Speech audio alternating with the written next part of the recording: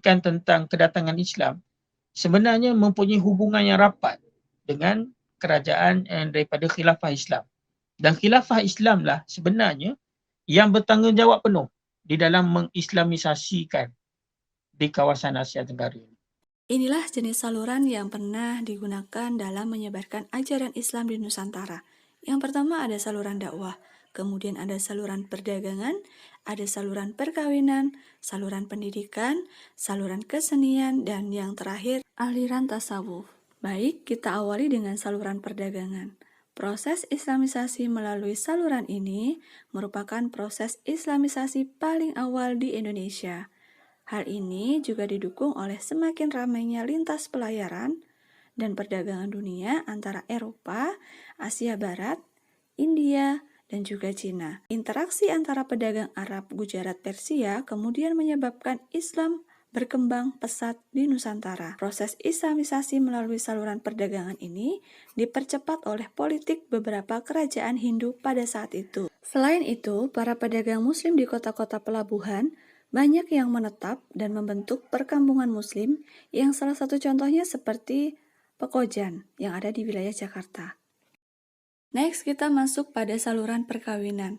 Saluran perkawinan merupakan saluran yang paling efektif dan sangat mudah. Para pedagang-pedagang yang sudah tinggal di Indonesia memiliki ekonomi yang semakin baik, sehingga mereka banyak yang tidak mau kembali ke negara asalnya. Para pedagang tersebut akhirnya memilih menikahi gadis-gadis setempat dengan syarat mereka harus masuk Islam. Berikutnya kita masuk pada saluran pendidikan.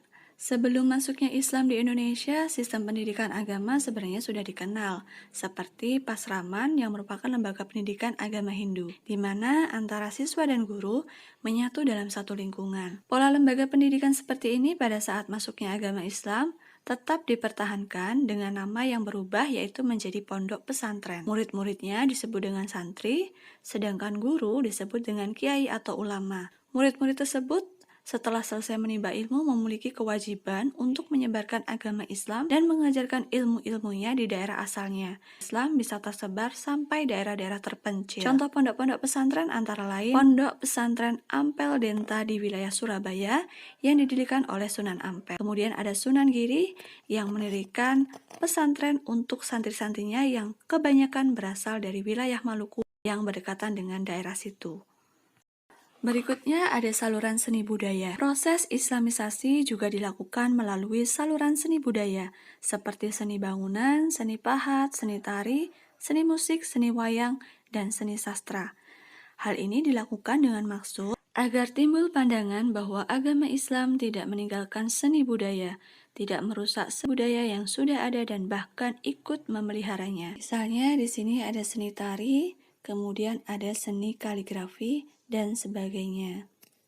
Berikutnya kita masuk pada saluran tasawuf. Aliran ketuhanan yang bercampur dengan mistik dan hal-hal majis merupakan salah satu bentuk saluran ajaran Islam pada saat itu. Masalah mistis dan majis sebelumnya sudah dikenal oleh masyarakat Indonesia pada masa Hindu-Buddha, sehingga aliran ini mudah dimengerti dan diterima oleh masyarakat Indonesia pada saat itu. Yang terakhir ada saluran dakwah. Saluran dakwah merupakan proses islamisasi di Pulau Jawa yang tidak dapat dilepaskan dari peranan para wali songo. Berikut ini adalah nama-nama dari anggota wali songo. Yang pertama ada Maulana Malik Ibrahim, ada Sunan Ampel, Sunan Derajat, Sunan Bonang, Sunan Giri, Sunan Kalijaga, Sunan Kudus, Sunan Muria, dan Sunan Gunung Jati. Dakwah yang dimaksudkan adalah kegiatan-kegiatan yang dilakukan oleh para mubalik atau wali songo dalam menyebarkan ajaran Islam ke wilayah Nusantara. Itulah penjelasan tentang 6 saluran penyebaran ajaran Islam ke wilayah Nusantara.